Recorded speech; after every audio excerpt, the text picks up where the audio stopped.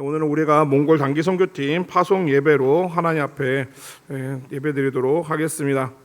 오늘 우리는 오전 예배 시간에 하나님 나라에 대한 내용을 배웠습니다. 예수님께서 세상에 오심으로 시작된 하나님 나라가 이 땅 가운데 전파되고 그것으로 이제 하나님 나라의 승리가 선포가 되었는데요. 그렇다면 이렇게 세상에 시작된 하나님의 나라는 원래 유대 지방의 한 지역에서 시작이 되었는데 어떻게 오늘날 이렇게 전 세계에 걸쳐 널리 확장이 될 수 있었을까요? 무엇을 통해서 하나님 나라가 확장이 됐을까요? 바로 전도를 통해서입니다. 여러분이 이제 전도를 해보신 분은 알겠지만 전도는 참 어렵습니다. 우리가 아무리 웃는 얼굴로 또 친절한 말투로 다가가더라도 돌아오는 반응은 언제나 싸늘합니다. 우리 생각에는 이런 전도 같은 비효율적인 방법 말고 다른 방법으로 복음을 전하는 것이 더 좋을 것 같은데, 그러나 교회가 옛날부터 지금까지 더 좋은 방법을 찾지 못하고 계속해서 전도를 하고 있는 것은, 이것은 우리가 지혜가 없어서 아니면 할 줄 몰라서 의지가 없어서가 아니라 이 전도가 바로 하나님이 정하신 방법이기 때문입니다. 고린도전서 1장 21절 말씀, 하나님의 지혜에 있어서는 이 세상이 자기 지혜로 하나님을 알지 못하므로 하나님께서 전도에 미련한 것으로 믿는 자들을 구원하시기를 기뻐하셨도다. 하나님께서 전도라는 방법으로 사람들을 구원하기로 정하셨는데 이 방법은 성경에 나온 것처럼 참 미련한 방법입니다. 효과가 없어요. 한 10명 하면 그래도 한 두세 명은 예수님 믿고 뭐 이런 게 있어야 그래도 10% 20%밖에 안 되는데 100명을 해도 1명 2명 될까 말까입니다. 정말 효율이 낮은 이 미련한 방법을 왜 하나님은 굳이 사용하게 하셨을까?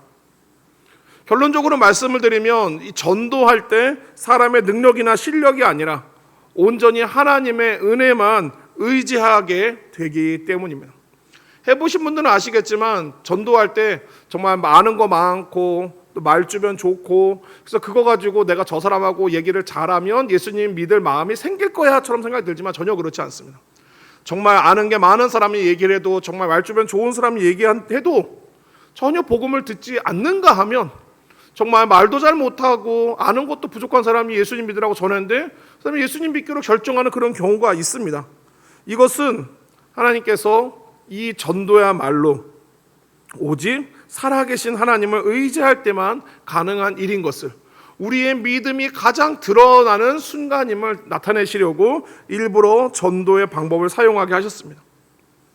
그러므로 우리는 이 전도라는 과정을 통해서 내가 누구를 전도해서 구원받게 했다라고 하는 교만한 생각에 빠지지 않도록, 설령 정말 한순간이라도 내가 사람을 구원했다는 그런 생각을 갖지 않도록 하나님께서 이 전도라는 어렵고 어리석은 방법을 통하여 사람들을 구원하게 하신 것입니다. 이와 같은 겸손한 마음이 또 그리고 예수님을 의지함이 오늘 이 자리에 참석한 모든 사천교회 성도들과 특별히 몽골 땅을 향해 나아가는 단기 선교팀 위에 있기를 주님의 이름으로 축원합니다. 오늘 말씀에서 예수님은 하나님 나라를 전파하기 위하여 70인의 복음 전도자들을 따로 세우신 내용이 이제 등장을 합니다. 사실 예수님은 요 앞에 9장에서도 한번 복음 전도대를 보낸 적이 있습니다. 우리 교회에서 복음 전도대가 있으시니까 일부러 복음 전도대라고 하겠습니다. 복음 전도대를 처음에 보내실 때는 9장에서 12제자로 보내셨습니다. 근데 이번에는 다시 12제자를 보내신 게 아니라 70명을 따로 세우고 둘씩 짝지어서 각 동네와 지역으로 보내시는 내용이 1절에 나옵니다. 궁금하지 않습니까? 각 동네와 지역마다 더 많은 사람들에게 복음을 전하려면 100명, 200명 보내는 게 더 낫지 않겠습니까? 왜 하필 70명일까요? 바로 이 70이라는 숫자 안에 세상의 모든 민족을 상징하는 의미가 들어있기 때문입니다. 과거에는 온 세계에 70개의 민족이 있다고 그렇게 생각을 했습니다. 신명기 32장 8절 말씀을 보면은 지극히 높으신 자가 민족들에게 기업을 주실 때, 땅을 얘기하는 겁니다. 땅을 주실 때, 인종을 나누실 때 이스라엘 자손의 수효도로 백성들의 경계를 정하셨도다. 그러니까 세계에 이스라엘 자손의 숫자만큼의 민족이 있다라고 성경에 말씀하고 있는 겁니다. 그러면 여기서 기준이 되는 이스라엘 자손의 숫자는 몇 명일까요? 이게 70인 겁니다. 이스라엘 자손의 숫자가 70이기 때문에 그 당 사람들은 세계 모든 민족들의 숫자가 70이라고 생각했습니다. 이렇게 얘기를 하면 어떤 분들은 아니 이스라엘 사람 숫자가 몇 명인데 출애굽할 때만 해도 장정이 60만이고 어린아이랑 8가지 다 합치면 200만이라고 맨날 말해놓고선 어떻게 또 70명이냐 말도 안 되는 소리 하고 있다 또락하실지 모르지만 여기서 중요한 게 뭐냐면은 여기에서 말한 이스라엘 자손의 수요라고 했을 때 여기 나온 이스라엘은 민족의 이름이 아닙니다. 사람의 이름입니다. 그러면 이스라엘이라는 이름을 가지는 사람이 누굴까요? 성경 열심히 읽으십시오. 야곱입니다. 하나님께서 야곱과 야복강에서 씨름을 하고 마친 다음에 야곱을 향해서 내 이름을 이제 야곱이라 하지 말고 이스라엘로 하라고 하셨죠. 예, 그런 이후로 야곱의 또 다른 이름이 이스라엘입니다. 그러니까 야곱의 자손의 숫자가 이스라엘 자손의 숫자라는 말입니다. 그 내용이 성경에 70명으로 나옵니다. 출애굽기 1장 5절 말씀. 야곱의 허리에서 나온 사람이 모두 70이요. 자, 이제 정리가 되겠죠. 하나님께서 각 세상의 민족들의 영역과 질서를 정할 때 그 숫자를 이스라엘 자손의 수요대로 하라고 했는데 그 이스라엘 자손의 수요는 곧 야곱의 자손들의 숫자 70에 맞춰져 있습니다. 그래서 숫자 70이 전 세계 모든 민족을 상징하는 숫자입니다. 다시 본문으로 돌아가서 예수님은 왜 동네에 복음 전하는 사람들을 70명을 보냈을까요? 이 70명이라는 숫자 안에 복음의 최종 목적지가 들어 있습니다. 지금은 유다 땅 안에 이스라엘 안에 있는 각 지역과 동네로 향하고 있지만 예수님께서 부활 승천하신 다음에 성령님이 세상에 오시고 나면 궁극적으로 이 복음은 어디로 가야 됩니까? 모든 민족에게로 세계 모든 곳으로 향하게 될 것입니다. 예수님이 괜히 70명을 보낸 게 아닙니다. 결국 지금 복음을 전하는 이 70명은 훗날 세계 모든 민족들에게 전해져야 되는 복음에 대한 내용을 말씀하는 것입니다. 나중에 복음이 예루살렘과 온 유다를 넘어서 사마리아와 땅끝까지 전파된 것은 그냥 일어난 일이 아닙니다. 분명한 예수님의 구원 계획 가운데 이루어진 일이라는 것을 바로 오늘 본문에 나오는 70명의 복음 전도대에서도 분명하게 나타나고 있습니다. 오늘 우리가 살펴보고 있는 누가복음 10장에는 별명이 하나 있습니다. 바로 선교 매뉴얼이라고 하는 별명입니다. 10장을 보면은 선교란 무엇이고 선교사는 어떤 사람이며 어떠한 저격이 필요하고 무슨 사역을 해야 되는지 등의 선교에 대한 모든 내용들을 담고 있습니다. 그래서 나중에 시간이 되면 언젠가 제가 누가복음 10장을 설교를 하면서 이 안에 있는 선교적인 내용들을 많이 다루게 될 텐데 오늘 내용에서 1절부터 3절만 보면은 선교를 떠나는 사람과 또 선교를 보내는 교회가 어떠한 마음으로 선교를 해야 되는지 이 부분만 한번 생각해 보려고 합니다. 먼저 1절에서 예수님은 둘씩 짝지어서 보내시는데 둘씩 짝지어서 보낸 것은 서로가 증인이 되게 하려는 것입니다. 누가 예수 믿었는데 이 사람이 예수님 믿었는지 안 믿었는지 어떻게 알아요? 한 명이 더 있으면 증인이 되니까 이 전도가 증인이 되는 효과가 있어서 둘씩 가게 하신 것입니다. 동시에 홀로 사역을 감당할 때 찾아오는 낙심과 탈진을 막기 위해서 둘씩 보내기도 하셨습니다. 전도서 4장 9절부터 11절 말씀. 두 사람이 한 사람보다 나으면 그들이 수고함으로 좋은 상을 얻을 것임이라. 혹시 그들이 넘어지면 하나가 그 동물을 붙들어 일으키려니와 홀로 있어 넘어지고 붙들어 일으킬 자가 없는 자에게는 화가 있으리라. 또 두 사람이 함께 누우면 따뜻하거니와 한 사람이면 어찌 따뜻하랴. 우리가 선교지를 갈 때 주로 이렇게 팀을 이루어 가는데도 같은 이유입니다. 혼자서 갈 때보다 함께 팀을 이루어 갈 때 더 많은 열매가 있기 때문입니다.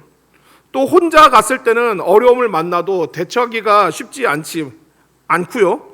또 낙심해서 마음이 식는 순간에 사역이 중단될 수도 있겠지만 함께 가면 함께 기도하면서 이겨낼 수가 있습니다.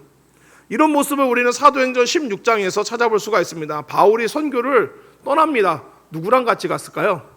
실라와 같이 갔습니다.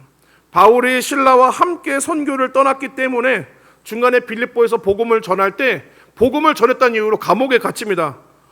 아니 복음 전하러 왔다가 복음 전하는 걸로 감옥에 갇히면 너무 억울하잖아요. 그럼 나 안 할 거야.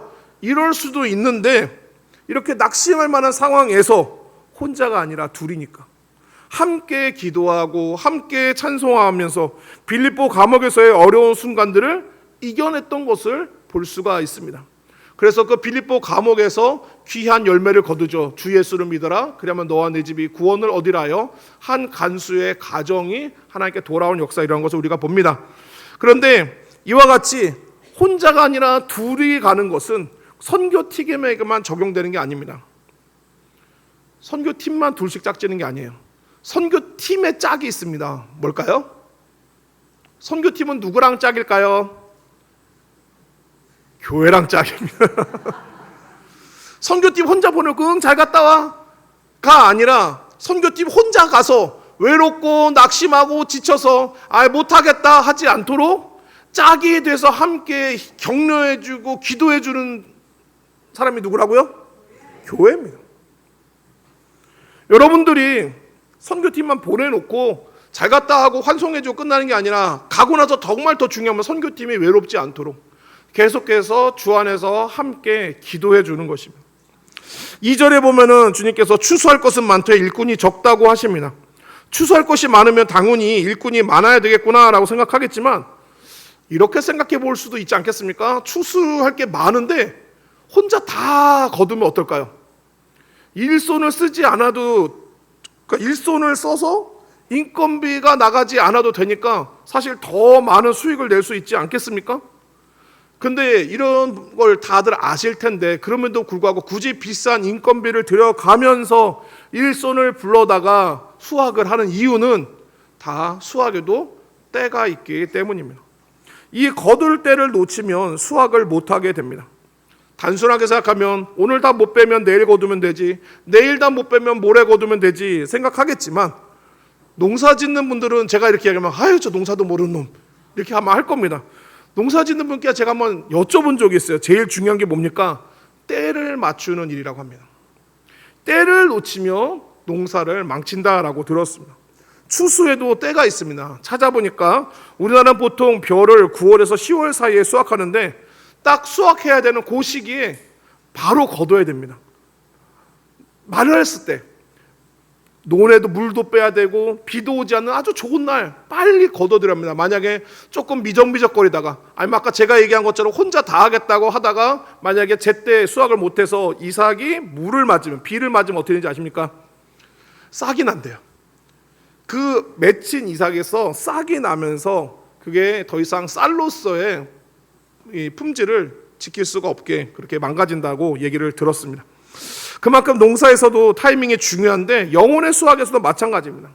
영혼을 거둘 때가 있습니다. 언제입니까? 바로 하나님이 예비하신 영혼들이 잘 준비되었을 때입니다. 여기 보면 추수할 것은 많되라고 했는데 전제가 있습니다. 거두기 전에 뭐가 있었을까요? 먼저 뿌리고 심은 것이 있었습니다. 예수님이 70명의 제자들을 보내면서 거두러 하셨을 때 그 전에 누가 먼저 뿌렸겠습니까? 앞서 보냈던 12 제자들이 있었던 겁니다. 그럼 그 12 제자들을 보내기 전에는 누가 갔을까요? 그건 하나님이 하신 일입니다. 몽골 땅에도 우리가 처음 가는 거 아닙니다. 오래전부터 하나님께서 하나님의 사람들을 보내서 복음의 씨를 뿌려 두셨습니다. 그래서 하나님이 우리 교회에 몽골에 대한 마음을 주셨을 때 사실 우리는 이 마음을 가지고 그냥 이제 순종하면서 가는 겁니다. 근데 우리는 흔히 생각할 때 몽골에 가면 앞서 하나님이나 또 먼저 갔던 선교팀들, 교회들이 뿌려놨던 그런 영혼들을 추수하겠거니라고 생각을 들지만 솔직히 말하면 저희가 하나님께 수확의 역할을 받았는지 아니면 씨를 또 뿌리라는 역할을 받았는지 그건 알 수가 없습니다. 중요한 것은 어느 역할을 받았든지 간에 하나님 맡겨주신 역할을 충성되게 수행하면 될 일입니다. 비록 우리가 거기 가서 뭔가 이렇게 거둬들이는 기쁨과 뭔가 이렇게 만족과 영광을 누리지 못한다 하더라도 우리도 가서 또 한 번 더 뿌려라 라고 했을 때 우리가 뿌려두고 간 복음의 씨를 언젠가 하나님께서 정하신 때 맡겨준 사람들을 통해서 하나님이 거두게 하실 것입니다. 그것으로도 몽골 선교팀이 몽골 땅에 가는 이유는 충분합니다. 우리는 오직 때를 얻든지 못 얻든지 힘써 전파하면서 심는 일도 물 주는 일도 하면 됩니다. 결국에 자라게 하시는 이는 하나님이시기 때문에 거두게 하신 분도 하나님이신 줄로 믿습니다. 마지막으로 3절 말씀 보겠습니다. 3절 말씀 같이 한번 읽습니다. 시작. 갈지어다 내가 너희를 보냄이 어린 양을 이리 가운데로 보냄과 같도다. 여러분, 이게 제 마음이에요. 이 선교팀 데리고 선교지 가는 게 딱 이 마음입니다. 선교를 처음 가는 사람은 선교를 굉장히 낭만적으로 생각을 합니다. 처음 가보는 외국 풍경, 처음 만나보는 외국 사람들, 그리고 뭔가 이게 순수해 보이는 아이들, 그리고 처음 겪는 외국 문화, 심지어 처음 비행기 타보면서 막 가슴 설레하는 분들도 계세요. 근데 선교지는 낭만하고 거리가 있습니다. 영적 추수의 현장은 사실은 오늘 말씀대로 이리가 득실되는 영적으로 아주 무서운 곳입니다. 가서 보세요. 이제 그러면은 막 예수님 믿으세요 하고 전도지 뭐 외국어를 외워가지고 전하더라도 전혀 반응하지 않는, 복음의 마음을 열지 않는 냉랭한 마음들, 때로는 부정적이고 적대적인 분위기, 또 그렇게 해서 뭔가 마음이 좀 이렇게 침체되고 있는데 선교팀 안에서는 또 갈등이 생기고 뭔가 관계가 불편해지고 막 미워지고 짜증이 나고, 이런 감정들이 사실은 다 이리 때처럼 선교팀들을 노리고 있습니다. 예수님도 70명의 복음 전도대가 나가고 나면 이런 상황들을 만날 것을 아셨기 때문에 염려하십니다. 하지만 중요한 것은 염려하지만 보낸다는 것입니다. 선교팀을 양이라고 하고 선교지를 일이라고 했을 때 솔직히 일이 한가운데로 양을 들여보내는 건 너무 무책임한 것이 아니겠습니까? 보통 이렇게 염려될 만한 상황이면 그럼 보내지 말자라고 해야 될 텐데, 위험한 상황인데도 그 자리를 오히려 들어가라 하십니다. 여기에는 숨겨진 내용이 있습니다. 목자이신 주님은 지금 양들을 버린 게 아닙니다. 목자이신 주님은 이 양들을 끝까지 책임지실 것이기 때문에 보내시는 겁니다. 사랑하는 성도 여러분, 그리고 특별히 우리 몽골 단기 선교팀 여러분, 우리가 가는 선교지는 영적인 전쟁터입니다. 그곳은 복음을 막고 있는 악한 영들이 이미 사람들의 마음을 지배하고 있습니다. 우리가 복음을 갖고 사람들과 만날 때 그 사람들의 마음을 지배하고 있는 마귀는 당연히 우리들을 대적하고 공격할 겁니다. 문제는 이 마귀는 우는 사자와 같이 울부짖고 성난 이리와 같이 물어뜯는데, 우리는 양과 같은 거예요. 양이 이리 이길 수 있습니까? 양은 늑대 이리의 발톱과 이빨을 이길 수가 없습니다. 그러면 이렇게 이리 가운데로 들어가는 양은 어떻게 이리 가운데서 살아남을 수 있습니까? 양이 가진 최고의 무기를 잘 사용하는 것입니다. 여러분, 양이 가진 최고의 무기가 뭘까요? 이렇게 하고 벌써 양뿔 말 시작하는데 틀렸습니다. 양이 가진 최고의 무기는 따라합니다. 자, 잠도 깨실 겸 따라합니다. 양이 가진 최고의 무기는 우는 겁니다. 뭐라고요? 우는 거예요. 양이 살려달라고 낑찡대고 엉엉대면서 울부짖을 때 그 양의 울음소리를 듣고 누가 나타납니까? 목자가 나타나는 거예요. 선교팀 모임을 시작하면서 제가 선교팀에게 계속 반복해서 강조한 게 있습니다. 기도하라고. 속으로 기도하지 말고 입녀로 기도하라고. 그게 양들이 이리 때 가서 살아남는 방법입니다. 양이 이리들로 가득한 선교에서 들어갈 때 살아남는 방법은 목자의 도우심밖에 없어요. 양은 살아남을 능력이 없습니다. 양의 힘으로 이를 이길 수 없기 때문에 양은 모여야 됩니다. 모여서 뭐 합니까? 울어야 돼요. 하나님 도와주세요. 살려주세요. 울어야 목자하신 주님이 오셔서 이리때 가운데서, 이리때 같은 선교제 가운데서 이 양 같은 선교팀들을 도우시고 지켜주시는 것입니다. 그러면 여러분들은 이 양떼들 이리때 보내놓고 마음 편하시겠습니까? 어떻게 했습니까? 여러분들 모여서 울어야 돼요. 아마 이제 좀 있으면은 연락들이 갈 겁니다. 기도 좀 해달라고. 그럼 여러분들이 뭐 교회에 모여서 하시든 집에서 하시든 기도 편지 다 갖고 가셔서 여러분이 기도를 해주세요. 함께 모여서 목자이신 주님을 위해서 울어 주실 때 주님께서 우리를 위하여서 또 일하여 주심으로 우리 선교팀이 하나님이 예비하신 귀한 영혼 구원의 사역들을 잘 감당하고 무사히 돌아올 줄로 믿습니다. 이렇게 여러분들이 한 마음으로 서로 선교팀과 짝이 되고 함께 선교팀을 위해서 울며 기도해 줄 때 우리가 마지막에 선교지에서 돌아와서 단기 선교 보고 예배를 드리는 날 우리도 이렇게 고백하게 되기를 소망합니다. 누가복음 10장 17절 말씀입니다. 70인이 기뻐하며 돌아와 이르되 주여 주의 이름이면 귀신들도 우리에게 항복하더이다. 이와 같이 놀라운 은혜 역사들이 있을 것이고, 그러나 저는 20절까지 읽고 싶습니다. 누가복음 10장 20절 말씀. 그러나 귀신들이 너희에게 항복하는 것을 기뻐하지 말고 너희 이름이 하늘에 기록된 것으로 기뻐하라 하시니라. 이미 우리가 주님의 양이고 천국 백성인 사실로서 감사하며 우리는 오직 주님이 맡겨진 영혼 추수의 사역을 위하여 부름받아 잠시 다녀오는 겁니다. 우리를 통하여서 또한 그곳에 하늘에 기록되는 귀한 백성들이 있을 것입니다. 이와 같은 일들이 있도록 우리 선교팀도 힘써 기도하며 사역하고, 이곳에 계신 우리 성도들도 선교팀 위하여서 나 몰라라 버려두지 마시고 이리 때 가운데 나오니 불쌍한 양들을 여러분들이 살려주시옵소서 많이 기도해 주시기를 바랍니다.